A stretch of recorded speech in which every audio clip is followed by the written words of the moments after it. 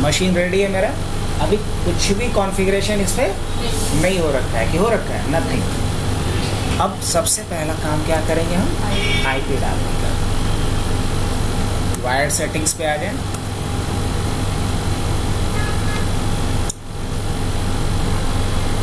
यहाँ से कनेक्टेड वाले पे, इसमें आईपी वर्जन 4 क्या ले लेंगे, मैनुअल। आप क्या डाल दिया जाए इस पर, आईपी 192.168.10.100 डाल दें क्या, चलेगा? चलो, या 10.254 डाल देते हैं, आखिरी आईपी। और 255 आईपी का कॉन्सेप्ट सबको मालूम है? कितने लोग सुने हो? तुम सुने हो थोड़ा बहुत?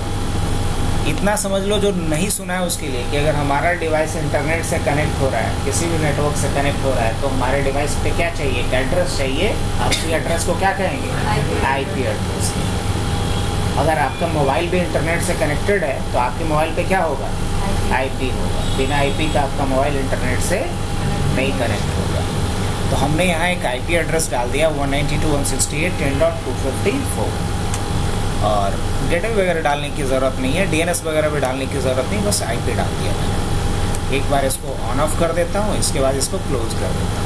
अब जो आईपी डाले उसको वेरीफाई करने के लिए एक्टिविटीज़ पे चलेंगे, और एक्टिविटीज़ के बाद टर्मिनल पे आ जाएंगे।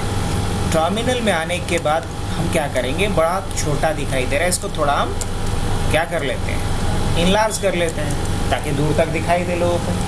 यहाँ आकर के मुझे एक सर्विस को क्या करना होगा, रीस्टार्ट। अब कोई बंदा सोया हुआ है और उससे कुछ काम करवाना है तो क्या करना होगा, उसको जगाना पड़ेगा। तो एक सर्विस है जिसका नाम है नेटवर्क मैनेजर, उसको क्या करना होगा, जगाना होगा।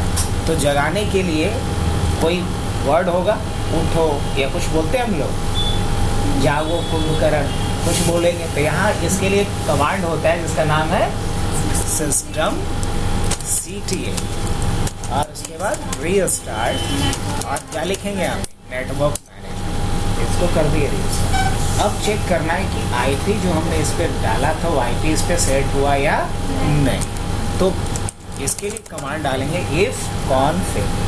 जैसे ही लिखा इफ कॉन्फिग, तो यहाँ आईपी देखो, तो मैंने जो सेट किया था आ गया कि नहीं आया, हाँ आईपी तो आ गया है।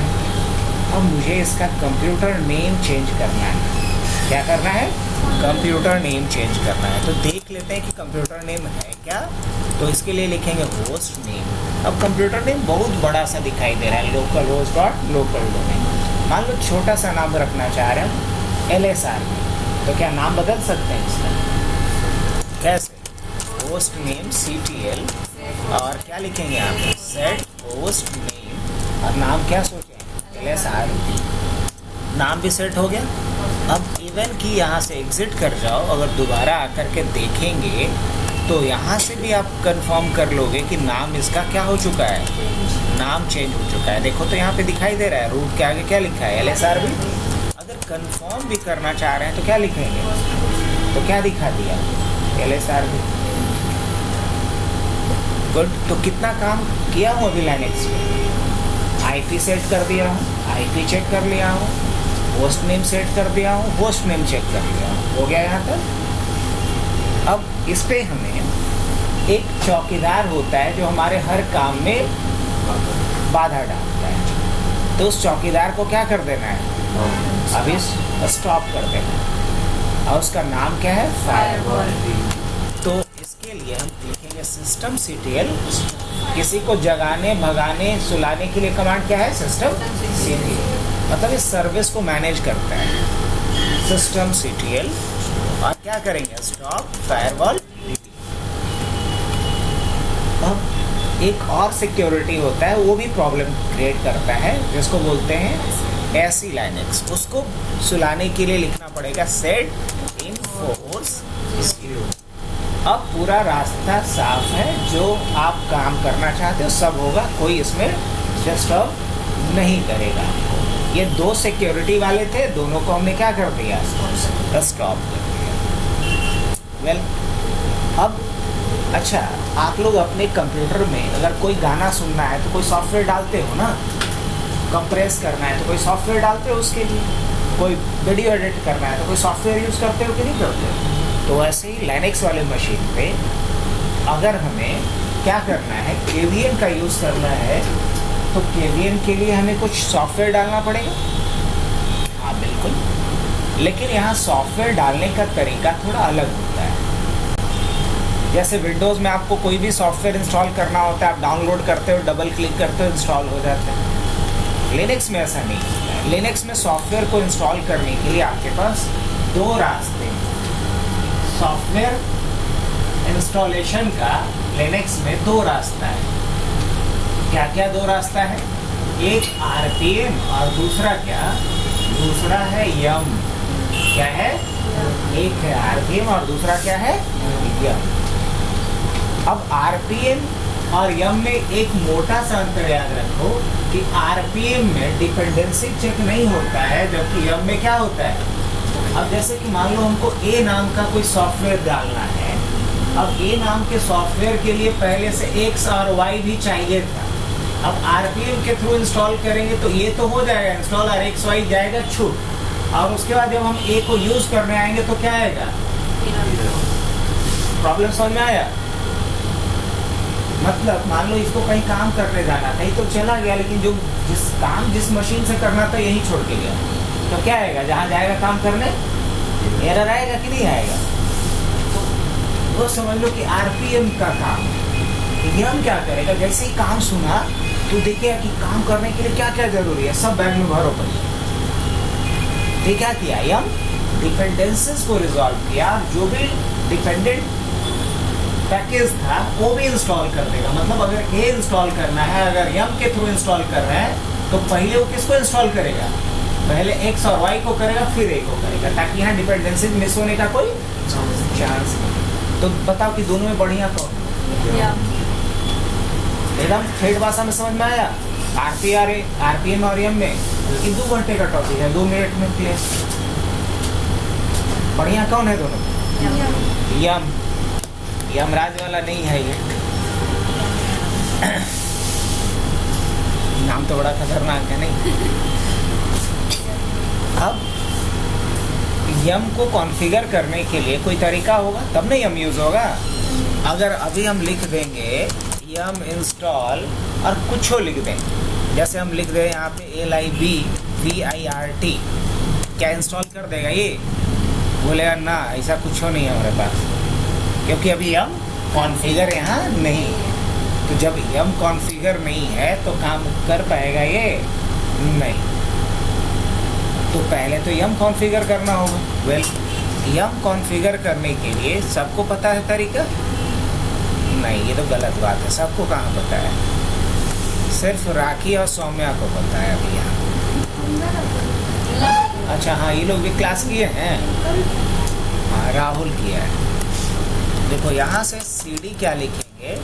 रन। पहले क्या लिखेंगे? रन। रन के बाद कहाँ जाएंगे? मीडिया। मीडिया के अंदर कहाँ जाएंगे? रूट। और रूट के अंदर कहाँ जाएंगे? RH। पहुँच गए हैं। अब यहाँ बहुत सारा फोल्डर दिखाई देगा। अब इसमें से एक फोल्डर है ऐप स्ट्रीम के नाम से और दूसरा फोल्डर है बेस OS के नाम से। यही 2 इम्पॉर्टेंट फोल्डर होता है। कौन कौन सा? ऐप स्ट्रीम और बेस OS। ये 2 इम्पॉर्टेंट फोल्डर होता है लिनक्स के अंदर। इसी दोनों के अंदर सारे तरह का सॉफ्टवेयर मिल जाएगा अपने को, जिस तरह का सॉफ्टवेयर चाहिए। तो मुझे करना क्या पड़ेगा? इन दोनों को हमें एक पाथ पे जाके सेट करना पड़ेगा कि इस पाथ से इस एप्लीकेशन से डेटा को उठा सकते हैं। तो इसके लिए मुझे यहाँ पे एक काम करना होगा। पहले लोकेशन हम यहाँ से उठा लेंगे। हम CD ऐप स्ट्रीम कर लेते हैं और इसका लोकेशन उठाने के लिए कमांड होता है PWD, पब्लिक वर्क डिपार्टमेंट, नहीं, प्रिंट वर्किंग डायरेक्टरी। PWD एक अलग डिपार्टमेंट होता है सरकारी, तो वो वाला PWD नहीं है। ये कौन वाला है? Print working directory. एक करंट डायरेक्टरी को दिखलाता है। तो मैंने यहाँ से क्या कर लिया? ये कॉपी कर लिया इसको। अब उसके बाद हमें एक फाइल को एडिट करना होता है, और कोई भी फाइल एडिट करना हो तो लिनक्स में एक कमांड होता है VI। क्या कमांड होता है? VI। अब जिस फाइल को एडिट करना है उसका रास्ता बताइए कि वहाँ तक कैसे पहुँचे हम। तो हम लिखेंगे ETC ETC के अंदर होता है yum dot repos dot d, और यहाँ एक फाइल हमें बना देनी है सर्वर डॉट रेपो के नाम से। किस नाम से? yum dot repos dot d के अंदर जाके सर्वर डॉट रेपो से एक फाइल बना दीजिए। यहाँ इंसर्ट मोड में जाइए आई प्रेस करके, और अब ये थोड़ा बड़ा है इसलिए इंसर्ट मोड में है भी तो हमें यहाँ दिखाई नहीं दे रहा है। आ गया? अब तो दिखाई देगा। यहाँ इंसर्ट मोड में है, हाँ है। सबसे पहले तो क्या लिखेंगे यहाँ पे? ऐप स्ट्रीम, और इसके नीचे आएंगे क्या लिखेंगे? फाइल, हाँ, या फिर नेम डाल देते हैं। क्या डाल देते हैं? नेम, और नेम में क्या डाल देंगे?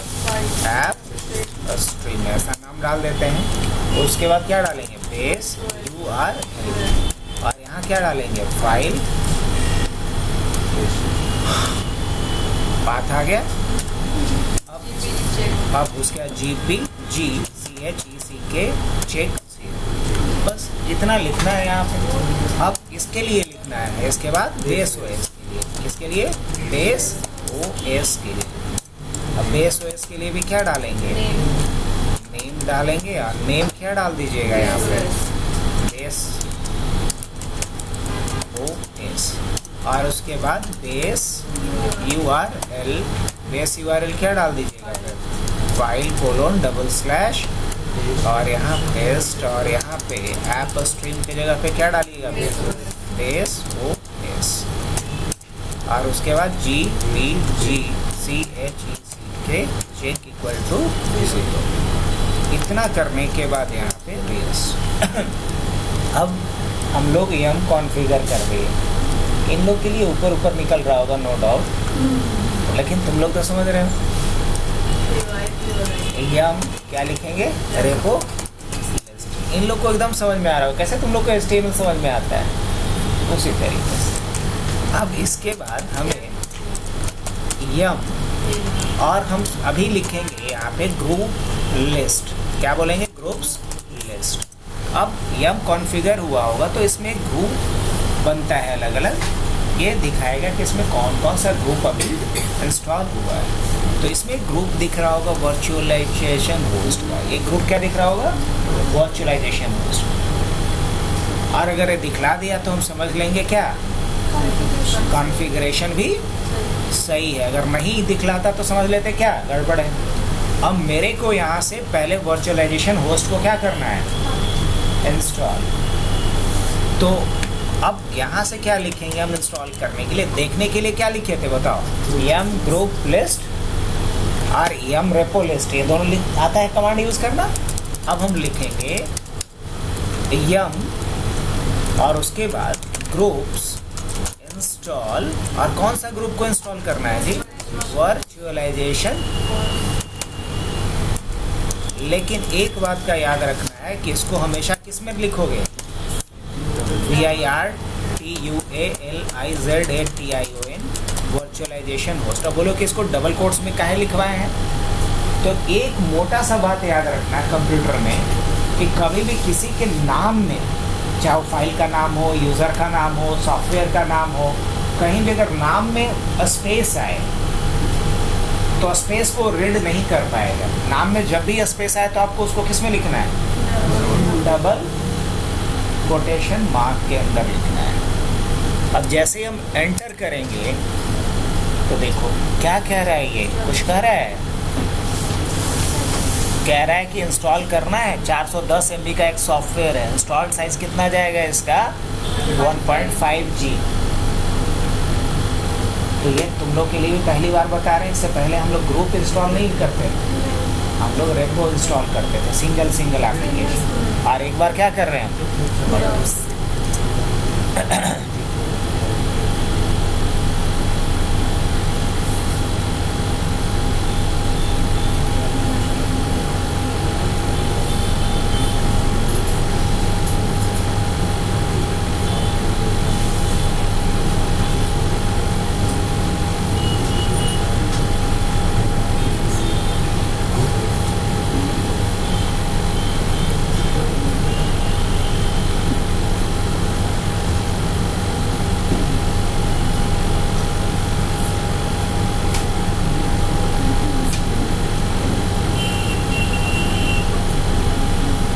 तक तुम लोग एक काम करोगी क्या?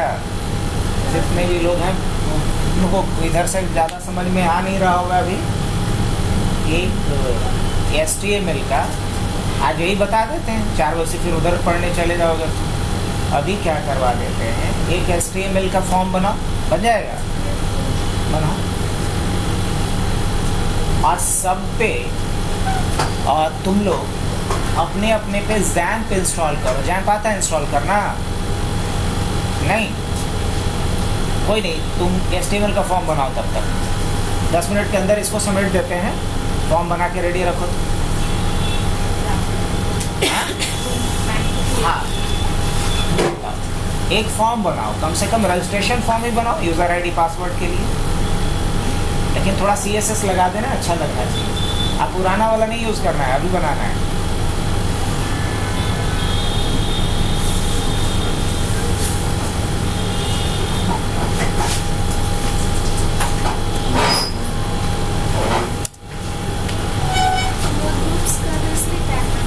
हाँ, तो लगभग ये तुम्हारा 400 MB का फाइल है।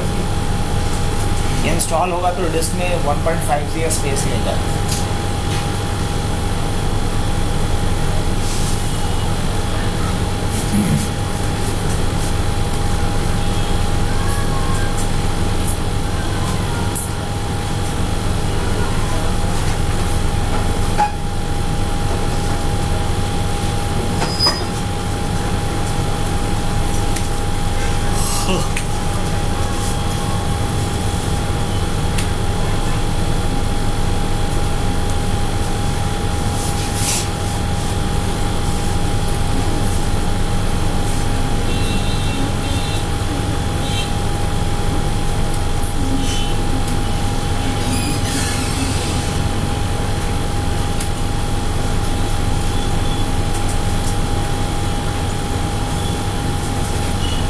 करवा रही थी क्या उस पे?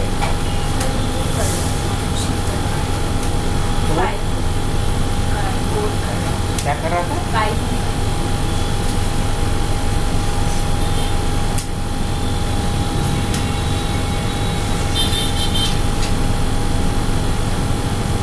चलो ये तो कंप्लीट हो गया। अब यहाँ मुझे एक सर्विस को रीस्टार्ट करना होगा। systemctl restart LIBVIRT। अब ये अभी fail to क्या आ रहा है, तो एक बार क्या कर लेंगे हम, yum install LIBVIRT। ये अभी तक इंस्टॉल नहीं है,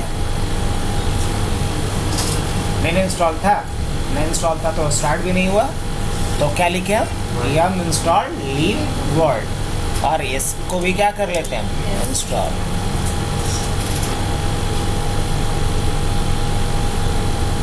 हो गया। अब दोबारा मैं वही कमांड चलाता हूँ, libvirt.service। क्या लिखता हूँ, क्या कह रहा है, fail to restart libvirt.service।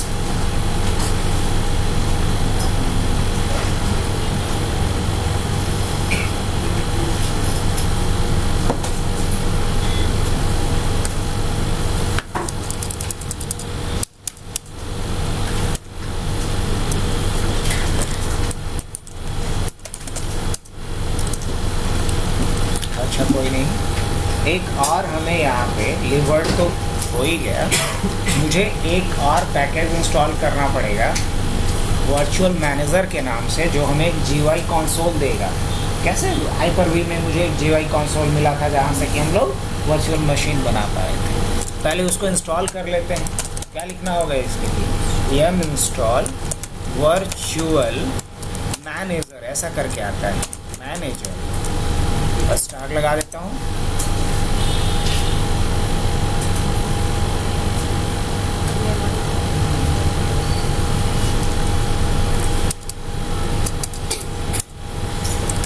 Word manager, word manager करके पैकेज मिला, इसको क्या कर देना है, मुझे इंस्टॉल कर देना।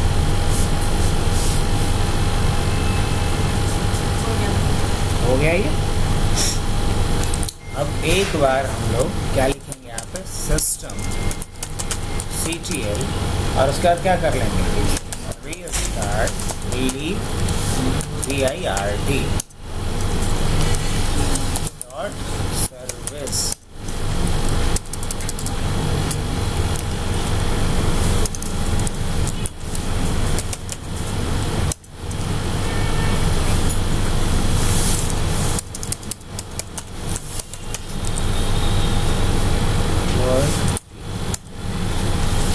बेसिकली हम लोग क्या नहीं लगा रहे थे, डी नहीं लगा रहे थे, लीव और डी लगाना था।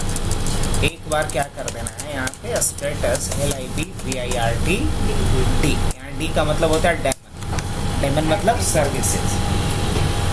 तो अभी हमने इंस्टॉल क्या क्या किया बच्चा, अगर याद करो तो हमने किया yum इंस्टॉल ग्रुप्स और क्या, वर्चुअल होस्ट। पहला चीज यहाँ वर्चुअलाइजेशन होस्ट, और फिर क्या किया था, फिर हमने इंस्टॉल किया था क्या, yum इंस्टॉल LIV VIRT, ये इंस्टॉल किया था, करेक्ट।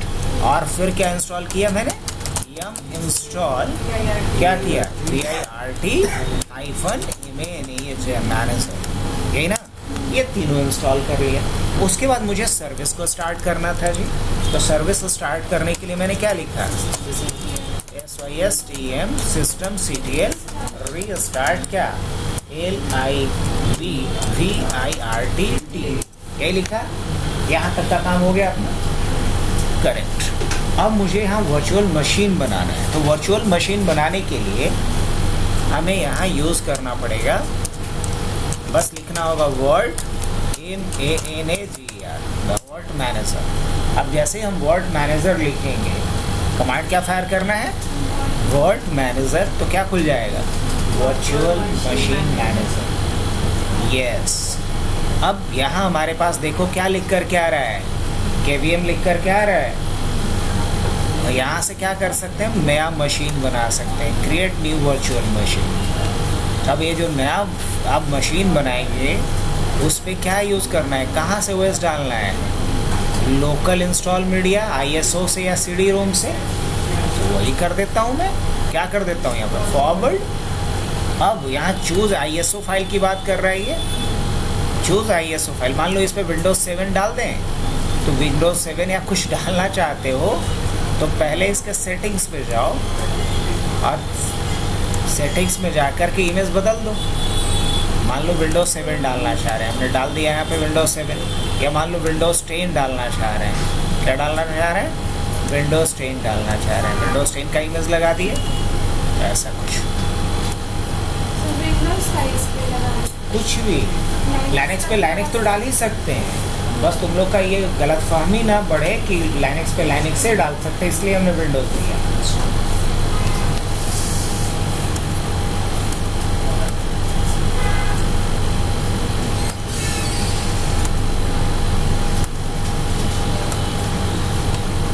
अब इतना करने के बाद यहाँ पे आ जाएं, देखो यहाँ इमेज आ रहा है, हम ब्राउज भी कर सकते हैं, या फिर एक बार इसको क्या कर लो, बंद कर दो, दोबारा यहाँ न्यू पे आ जाओ, लोकल ही लेंगे, फॉरवर्ड करेंगे यहाँ पे। अब देखो ISO या CD-ROM की बात कर रहे हैं यहाँ पे, यहाँ आकर के देख सकते हैं। अब क्या इंस्टॉल करना है वो आप यहाँ से डाल सकते हैं। अब जैसे इमेज,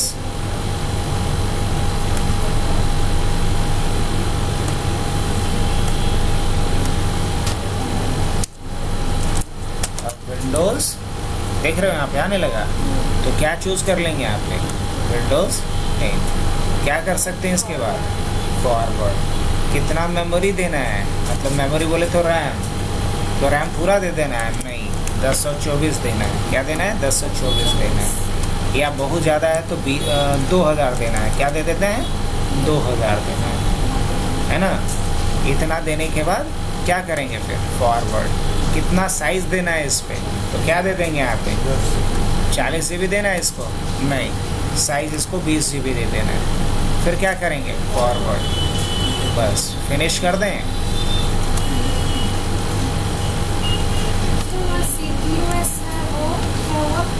2 कोर प्रोसेसर है, 2 कोर प्रोसेसर मतलब 2 CPU। नेटवर्क वगैरह भी अगर सेलेक्ट करना है तो कर सकते हैं, फिनिश करेंगे इसको। सर यहाँ पे कस्टमाइज कॉन्फ़िगरेशन अब ये विंडोज़ 10 का जो इमेज है वो इसको अभी तक नहीं मिल पाया है ना। अगर मिल जाता तो ये एरर जो आ रहा है वो नहीं आता। तो कोई नहीं, 1 मिनट, इसको हम क्या कर लेते हैं, कैंसिल अभी कर लेते हैं। और यहाँ से आके फिर से एक बार देख लेते हैं। सीडी लगता है कनेक्ट अभी हुआ नहीं है। कनेक्ट तो है यहाँ, और जब कनेक्ट है तो 1 मिनट इसको बंद कर लेते हैं। यहाँ भी हम सीडी आकर के क्या देख लेंगे, रन में क्या देख लेंगे, मीडिया में क्या देख लेंगे, आ गए। LS करके देख लेते हैं, वो 3 अभी RHEL सेल में दिखा रहा है। यहाँ क्या दिखना चाहिए था, समझ रहे बात को, यही पंगा है। यहाँ पे क्या दिखना चाहिए,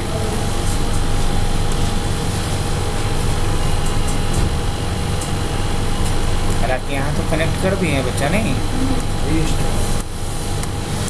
एक बार क्या कर दिया जाए, रिबूट कर देते हैं।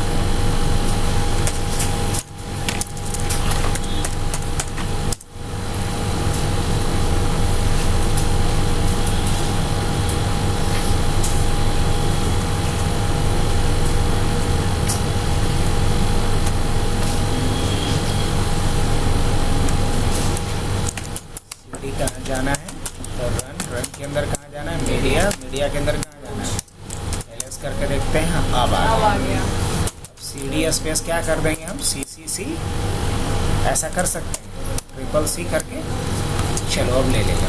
अब चाहो तो कॉपी भी करके रख सकते हो, नहीं तो CD स्पेस CC LS करके देख लें। हाँ देखो यहाँ सारा फाइल मिल गया। अब मेरे को यहाँ से क्या करना है, VIRT और क्या करेंगे, MANAGR, ये ना खुल गया। यहाँ से क्या कर लेते हैं, new file, new virtual machine.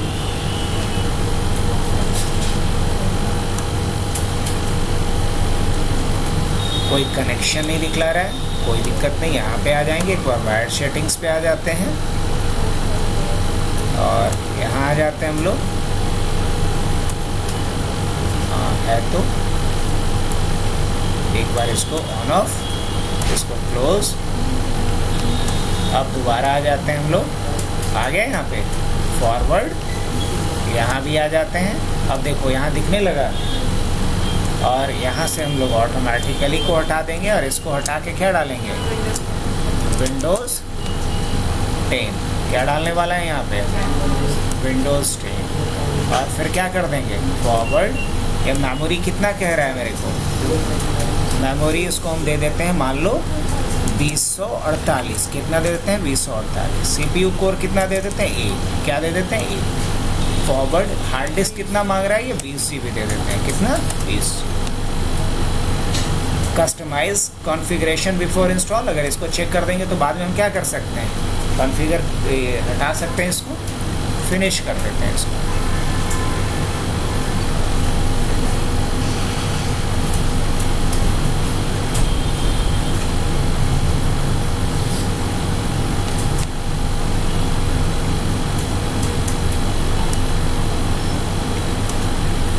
अब देखो ये अभी भी प्रॉब्लम आ रहा है। अब इसका एक ही सॉल्यूशन है और वो सॉल्यूशन ये है कि हम CD-ROM से उठा नहीं पा रहा है सेटअप को। इस सेटअप को क्या करना पड़ेगा, कॉपी करके रखना पड़ेगा। क्या करके रखना होगा, कॉपी करके रखना होगा। समझाई बात। तो हम कॉपी करने के लिए क्या पढ़े हैं, याद है आप लोग को, कॉपी करने के लिए अभी ls करके आ जाएं, ये है ना, तो हम cp और क्या करेंगे यहाँ से cp माइनस RVF और क्या कर देते हैं स्टार, और इसको कॉपी कहाँ कर दो, तो इसको कॉपी कर दो एक रूट के ऊपर एक डायरेक्टरी बना दो उसके अंदर। तो डायरेक्टरी तो कुछ नहीं बनाया हम, एक बना देते हैं हम mkdir किसके नाम से, डेटा के नाम से, chmod 777 और क्या दे देते हैं यहाँ पर डेटा पे परमिशन भी दे देते हैं। अब cp माइनस RVF कॉपी करना सबको आता है ना, स्टार और किसके ऊपर कर दीजिए, डेटा के ऊपर। अब उसका सारा फाइल जो cd का सारा फाइल है वो कहाँ कॉपी कर दे रहे हैं हम, डेटा के ऊपर।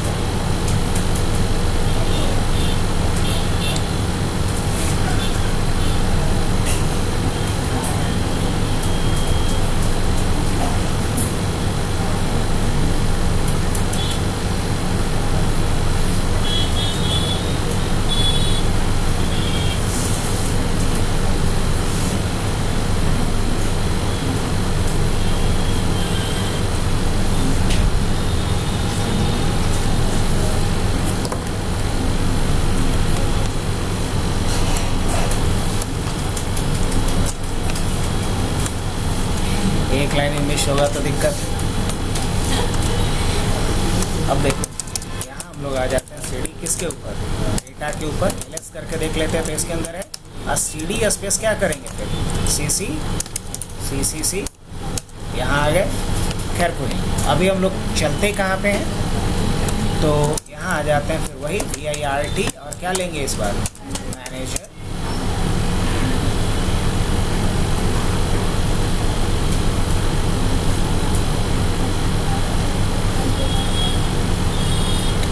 अब वर्ड मैनेजर जो खुला, यहाँ से न्यू मशीन पे आ जाते हैं हम लोग।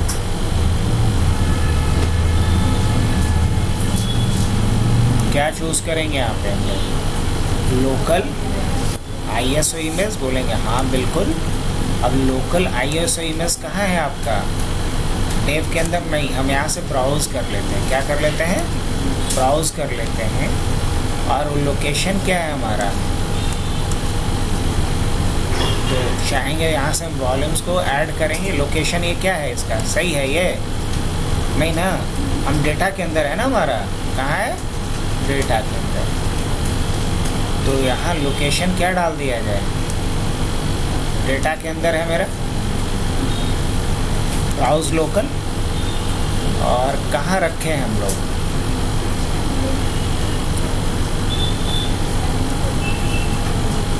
नहीं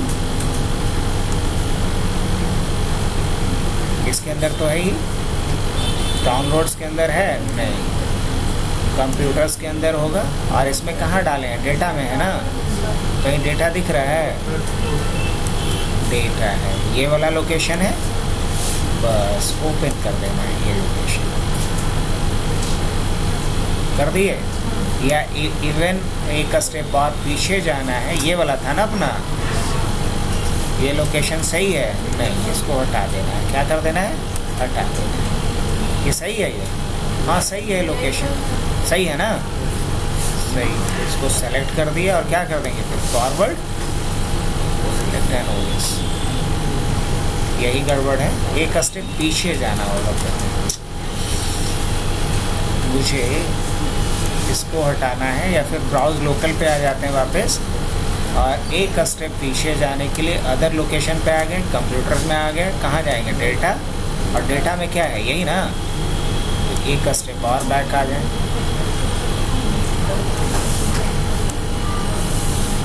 डेटा। और क्या करते हैं इसको, ओपन।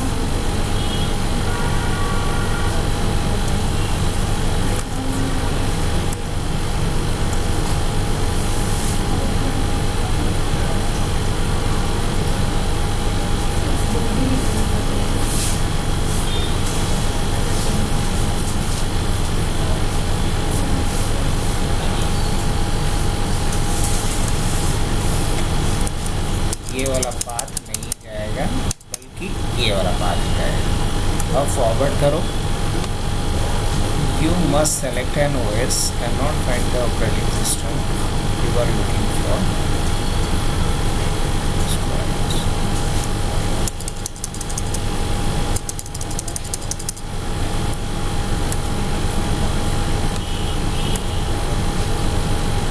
सर इमेज को अलग सा हाँ, इमेज को और इमेज स्कैन करने कोई और ले लेंगे, सिम मशीन भी स्टार्ट करवा देंगे।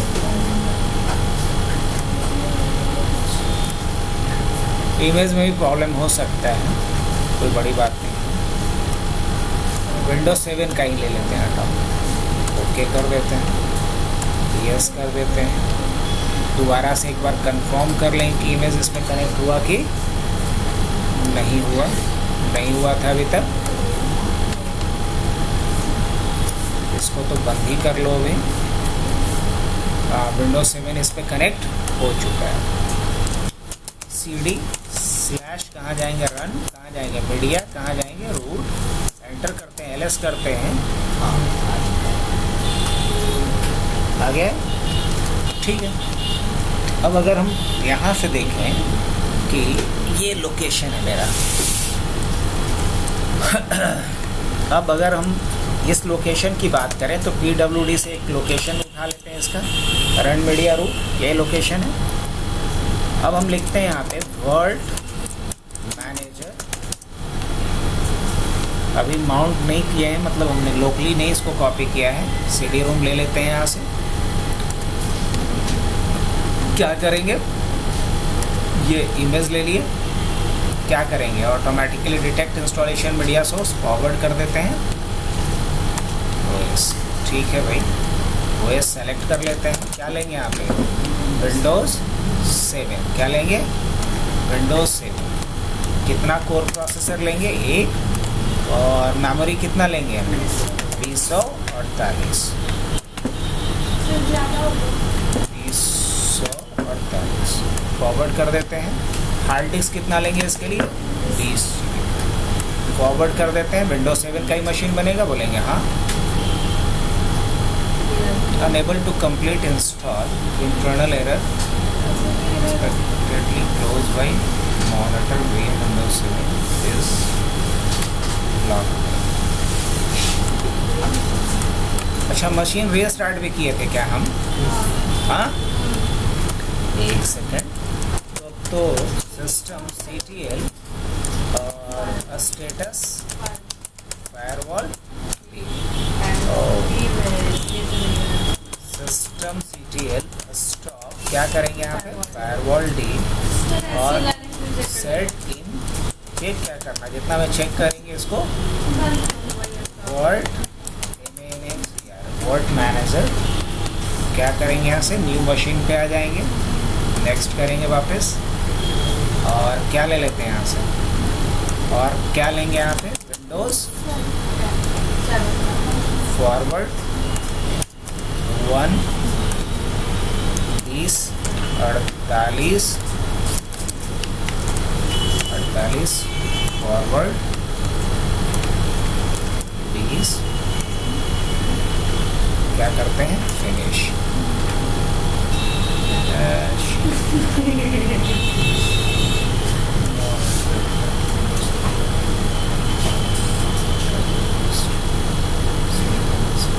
सर परमिशन तो दिए।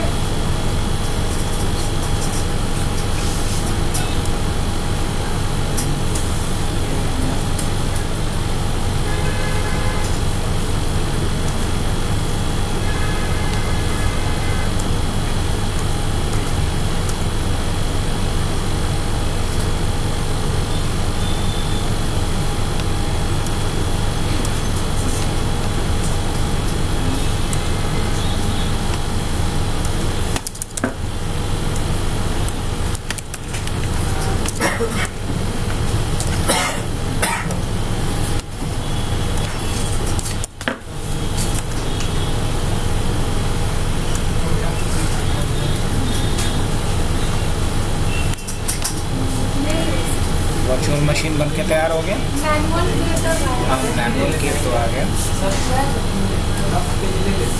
हाँ हाँ हाँ हाँ। अब यहाँ से हमें मेन करना क्या है, इमेज जोड़ना है। इसमें क्या जोड़ना है, जब तक इमेज नहीं रहेगा तब तक ये बूट नहीं करेगा। माइग्रेट कर सकते हैं, डिलीट कर सकते हैं, लेकिन हमें करना क्या है, यहाँ से इमेज मेन लगाना है। क्या कनेक्ट करना है, इमेज। ऐड कनेक्शन, इमेज के लिए वही ऑप्शन था।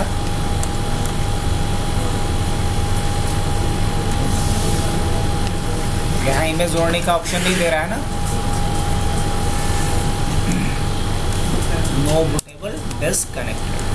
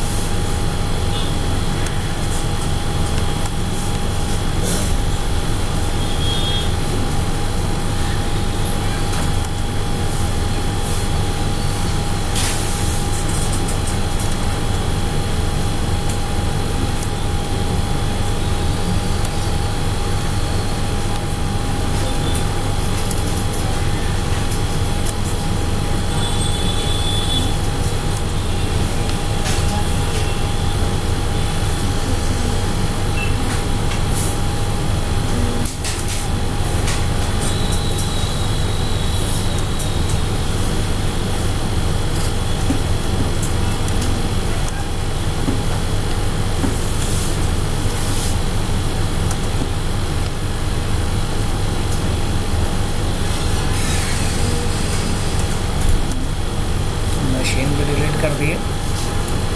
एक काम करना पड़ेगा, तो सीढ़ी से तो उठा नहीं पा रहा है, तो जब सीढ़ी से नहीं उठा रहा है तो इस डेटा को हमें क्या कर लेना होगा, कॉपी कर देना पड़ेगा वही डेटा के अंदर। तो फिलहाल डेटा के अंदर जो कुछ भी है उन सबको हम हटा देना चाह रहे हैं। तो आर एफ माइनस क्या लिखेंगे, आर एफ, और यहाँ क्या बोलेंगे, डेटा। मतलब डेटा के अंदर जो कुछ भी था सब क्या कर दिया इसने। अब अगर हम लिखते हैं ls/data तो कुछ दिखलाएगा उसके अंदर।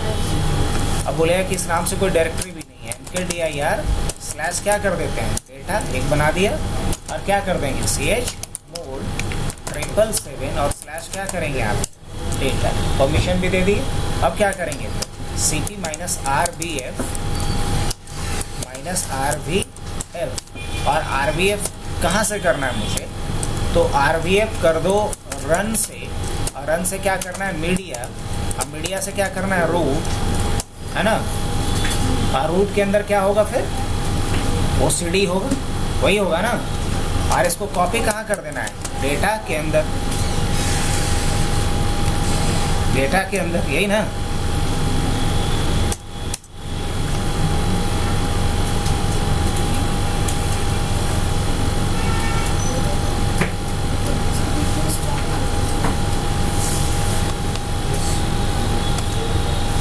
कुछ नहीं, बस इमेज का प्रॉब्लम है। इमेज अगर हो गया तो हो गया, मशीन तो बन ही गया है तेरा।